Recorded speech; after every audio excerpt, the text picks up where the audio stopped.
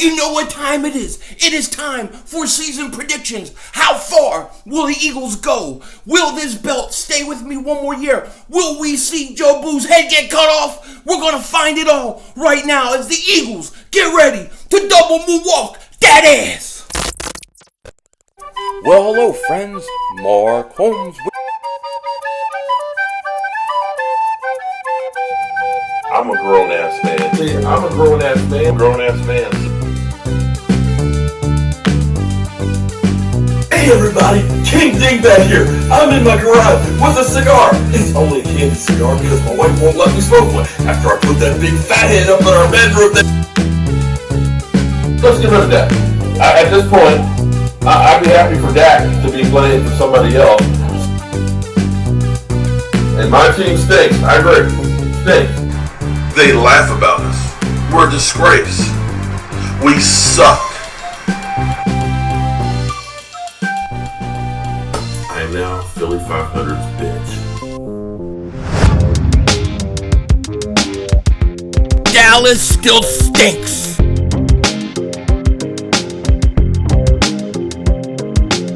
Everybody do it. King Dingbat here, and I hope everybody's having a good start to your week. I hope you guys are doing well.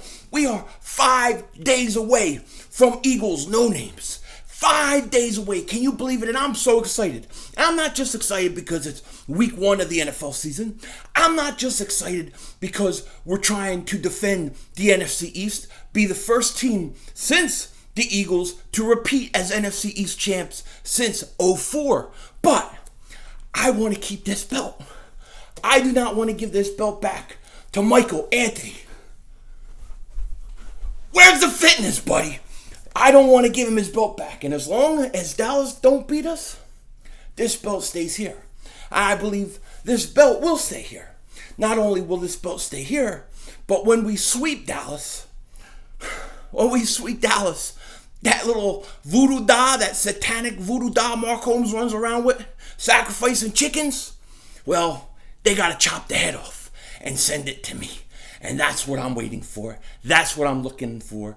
And that's going to be something I believe is going to happen this season. We're all going to see Joe Boo get his head chopped off. Cannot wait. Cannot wait. Now, when we look at this NFL season and we look at what's going to happen, how it's going to happen, the way it's going to happen, for me, when it comes to the Eagles, it really comes down to one guy. It comes down to Carson Wentz. Carson Wentz has to be the North Dakota assassin. He has to be the number 2 overall quarterback in the draft. He has to be 2017 Carson Wentz. He has to be the last 5 weeks of last year Carson Wentz. If we get that, combined with trying to, staying relatively healthy somehow and not having an abundance of injuries, where we have all practice squad guys playing again, we can get those two things. We're going to win a lot of games. We're going to win a lot of games, and I'm expecting big things from Carson Wentz. I'm not going to hold back. I'm not going to put the expectations low on him because he is the franchise quarterback. This team goes as Carson Wentz goes, and I'm not going to say, we got to give him a break here, we got to give him a break there. There's no breaks. There's no time. It's time for Carson Wentz to rise up and be the North Dakota assassin. Now, if you look at the end of last year, if you look at the way he played at the end of last year, he was there, man. He was there. He was playing the way he needed to play before that cheap shot by Clowney, which was unfortunate in that wild card game. But he was there. If he takes that guy and puts it in this year's team with the talent I believe he has around him, he's going to have a monster year. A monster year. I believe he will be an MVP candidate. I believe he has that kind of year. How can you not? Now, I'm going to say this, and some of you guys are going to disagree with me. You're going to say, Dingbat, how is that possible? But I think Carson Wentz, the last 5 weeks of the season last year, was a better quarterback than he was in 2017. And you're going, what? What do you mean he was going to win MVP in 2017? What are you talking about? Yes, he was. He was going to be MVP in 2017, no doubt about it. But here's the thing. Last year, those last 5 weeks of the season, he had to deal with a lot of young guys, a lot of practice squad guys. He had to become a true leader. He had to go out there and be a true leader on this team. Not just a guy who had to go out and use your physical ability to play good quarterback. He had to do that and be a true leader and carry this team for 5 weeks to get him in the playoffs. Okay, in 2017, he had a lot more talent around him. All he had to do was go out and use his physical ability to play good quarterback. The leader he became last year, to me, was a next step in his evolution. And I take that guy, the last 5 weeks of the season, over that guy in 2017. I'm telling you, because if you put talent on that guy from last year, he's going to have a monster year. He's going to outperform 2017 Carson Wentz. No doubt about it. I mean, do you remember that pass? Do you remember that pass? Am I crazy? The pass he makes, right, against the no-names. He's rolling out. He rolls. He fires. Miles Sanders back in the end zone. Guys were like this, just missing the ball. Beautiful pass. Best pass I saw all year. All year long. And they didn't even rank it on a top 30 best passes last season. How can that be? That was the best pass. It wasn't even close.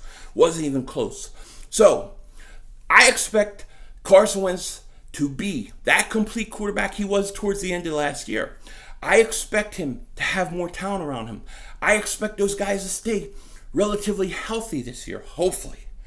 And when it's all said and done, I think Carson Wentz has somewhere around 37 to 42 touchdown passes, 7 to 10 interceptions, 48 to 4,900 yards, and he's going to be one of the top 3 candidates for MVP. Now, I got some money on him winning MVP, so I'll take it.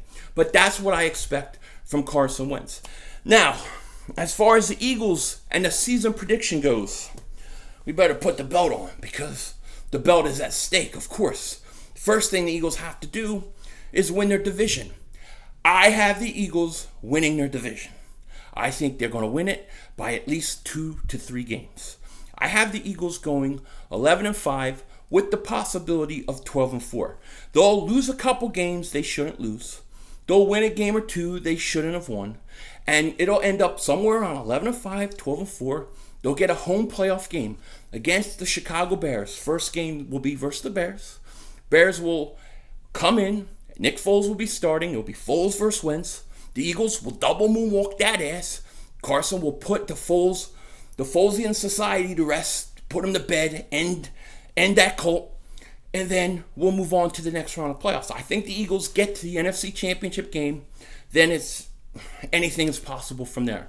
But I'm expecting big things from this quarterback and from this team.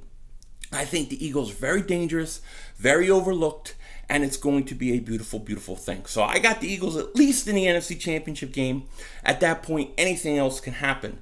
As far as the rest of the division, I think the no-names finishing last. I think they're going to have a long, hard year. It's going to be tough for them. Then I have the New York Giants finishing slightly ahead of the Dallas Cowboys. That's right, I have the Cowboys finishing in 3rd. Cowboy fans, I know, shocked. Mark Holmes is losing his mind right now. How are you saying we're going to finish in 3rd? You're crazy. Because you stink. And your coach is overrated. And you're going to be in for a big surprise. I don't even have Dallas winning week 1. So I think the Giants win maybe like a tiebreaker to technically be the second best in the division. Eagles run away with it. So it's going to be the Eagles, the Giants, the Cowboys, and then the no-names. That's how I see this season going. Eagles will be the only playoff team out of their division. That's my prediction for 2020. Now, come Sunday, we're going to see if the Eagles make it come true. With that said, take care, talk to you later, and don't be a dingbat.